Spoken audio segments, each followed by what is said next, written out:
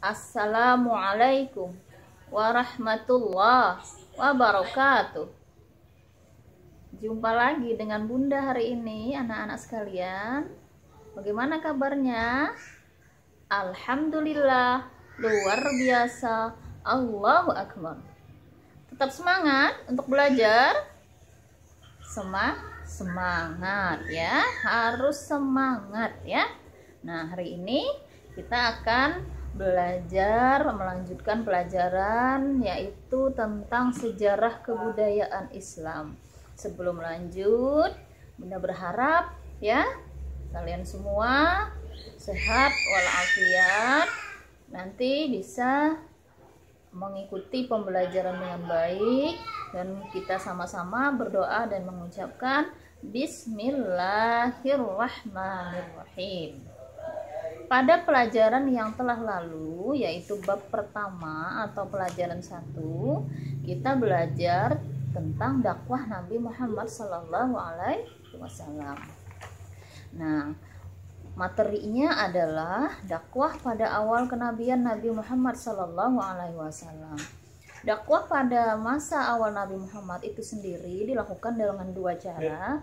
Yang pertama, ya, dakwah secara sembunyi-sembunyi dulu, yaitu dilakukan kepada kaum kerabat dan sanak saudara Rasulullah SAW. Nah, yang kedua, dakwah itu dilakukan secara terang-terangan, tidak hanya kepada saudara, tetapi juga kepada orang-orang atau suku-suku yang ada di Makkah ya. Nah, dakwah secara sembunyi-sembunyi ini ya sudah diterima oleh yang pertama Siti Khadijah ya, yang kedua Ali bin Abi Thalib, yang ketiga Zaid bin Harisah, yang keempat Abu Bakar ya. Mereka ini adalah disebut dengan as-sabiqunal awwalun, artinya orang-orang yang pertama-tama masuk agama Islam. Nah, mereka ini juga nanti yang berperan dan ikut serta di dalam penyebaran agama Islam pada saat dakwah itu dilakukan secara terang-terangan. Dakwah-dakwah yang dilakukan oleh Nabi dan sahabat-sahabat ini sampai menyebar ke seluruh dunia. Tetapi apakah gampang Nabi dan sahabatnya berdakwah? Tidak, anak-anak. Tidak segampang apa yang kita pikirkan. Banyak sekali tantangan dan rintangan yang dihadapi oleh Rasulullah dan sahabat-sahabat beliau. Tetapi Rasulullah SAW sangat tabah ya. Tabah itu apa? Sabar ya, jujur ya. Kemudian tidak sakit hati kalau dakwahnya ditolak ya, tapi terus berharap kepada Allah, mudah-mudahan orang-orang bisa menerima dakwah beliau dengan baik. Nah, pada masa dakwah terang-terangan ini, para sahabat dan orang-orang yang mengikuti ajaran Islam ini kebanyakannya adalah terdiri dari orang-orang miskin ya. Misalnya budak-budak ya. Misalnya siapa ya budak yang sangat terkenal itu, yang menerima dakwah Rasulullah, yang sampai dihajar atau dipukulin oleh tuannya, siapa ya? Ayo, siapa yang masih ingat? Dia adalah siapa?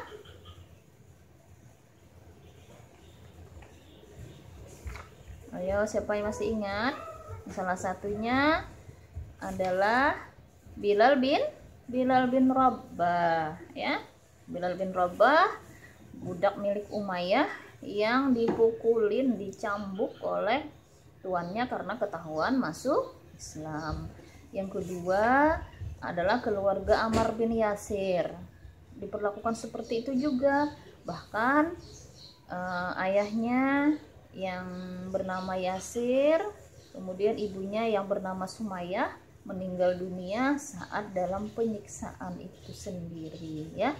Yang ketiga, Abu Bakar juga tidak luput dari keroyokan dan pukulan hingga sakit parah. Yang ketiga, Maaf, yang keempat Utsman bin Affan, ya, pernah juga dikurung di kamar gelap oleh Hakam bin Umayyah, pamannya sendiri.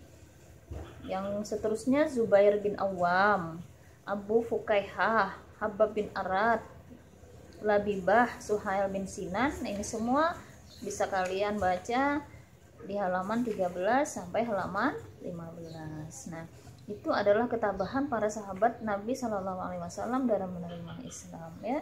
Terus bagaimana upaya-upaya dari musuh-musuh Islam atau orang-orang kafir supaya Rasulullah berhenti melakukan dakwah? Banyak sekali yang mereka lakukan. Yang pertama, mereka mengunjungi Abu Thalib karena mereka tahu Abu Thalib adalah pelindung Rasulullah, ya. Mereka meminta Abu Thalib supaya membujuk Rasulullah menghentikan dakwah beliau, tetapi Abu Thalib mendengar ancaman yang dilakukan oleh kaum kafir kalau tidak membujuk Rasulullah. Akhirnya Abu Thalib juga membujuk Rasulullah, tapi Rasulullah menjawab apa? Demi Allah, katanya, aku tidak akan berhenti untuk menyebarkan agama Islam ini, ya. Nah, ada juga orang yang juga disuruh membujuk. Yang pertama Utbah bin Rabi'ah. Caranya bagaimana? Menawarkan berbagai macam kesenangan duniawi, ya. Tapi Rasulullah menolak dengan tawaran tersebut. Yang ketiga Walid bin Mughirah, ya. Ini menemui paman Nabi Abu Thalib dengan membawa seorang pemuda yang bernama Umamah bin Walid, ya, tapi ditolak juga, ya. Abu Lahab juga mengadakan tekanan juga terhadap Nabi Muhammad, ya, sering memaki Rasulullah, menghina dan memfitnah. Jadi Masya Allah, tantangan dakwah Rasulullah dalam menyebarkan agama Islam ini sangat berat, tetapi Allah Subhanahu wa Ta'ala tetap menjaga Rasulullah dan sahabat-sahabatnya karena berada di jalan yang lurus, yaitu jalan yang diajarkan oleh Nabi Muhammad SAW. Nah, ini semua bisa kita ambil iktibar loh, nak. Iktibar itu apa? Pelajaran, ya, bahwa kita itu harus memiliki sikap teguh pendirian dalam mempertahankan kebenaran, ya. Contohnya Rasulullah dan sahabat, ya. Karena itu adalah jalan Allah dan jalan Rasul, mereka tetap teguh pendirian dalam mempertahankan kebenaran. Yang kedua, melatih kesabaran dan bersungguh-sungguh dalam apa? Kamu sebagai siswa, ya tentu dalam belajar. Yang ketiga, membiasakan diri dengan perbuatan jujur. Jujur itu sangat penting, ya, karena jujur itu di atas segalanya, ya. Membiasakan menghindari perbuatan tercela. Tercela itu perbuatan yang tidak baik, nggak boleh dilakukan. Yang seterusnya, menumbuhkan semangat pantang menyerah. Pantang menyerah itu artinya apa? Tidak mudah berputus asa. Kalau tidak bisa satu kali, dua kali, ya. Kalau misalnya menjawab soal nggak bisa satu kali, dua kali. Kalau tidak bisa dua kali, tiga kali, dan seterusnya sampai bisa. Menjauhkan perasaan putus asa, ya. Kemudian santun dalam berbicara. Jadi biasakan santun dalam berbicara, ya. Dalam bertutur kata baik kepada orang tua. Itu terutama orang tua loh. Guru, teman-teman, ya. Nah, yang seterusnya membiasakan diri dengan tidak memaksakan kehendak sendiri. Rasulullah tidak memaksa untuk orang masuk Islam. Rasulullah berdakwah dengan damai, ya. Dengan damai tanpa dengan adanya kekerasan, ya. Memiliki sikap tabah, menerima cobaan dari Allah, dan selalu berbuat kebaikan dan menolong orang lain dengan kemampuan yang kita miliki, ya. Nah, itu yang bisa kita ambil dari pelajaran pertama dari akidah akhlak ini. Nanti ada tugas yang Bunda upload di tugas pengetahuan, ya. Nanti kalian buka di sana. Tugas itu sendiri adalah evaluasi di halaman 18. Coba lihat halaman 18 sama halaman 19. Nanti kalian jawab itu evaluasi bagian 1, bagian 2 dan bagian 3 saja. Jawabannya kalian tulis di buku tulismu, ya. Ingat jawabannya saja, ya. Ingat jawabannya saja yang ditulis di buku tulis. Kemudian nanti jawaban itu kalian foto, di-upload di e-learning kalian masing-masing. Mungkin itu saja yang bisa Bunda sampaikan. Ya, kita akhiri pelajaran hari ini dengan mengucapkan alhamdulillahirabbil alamin. Assalamualaikum warahmatullahi wabarakatuh.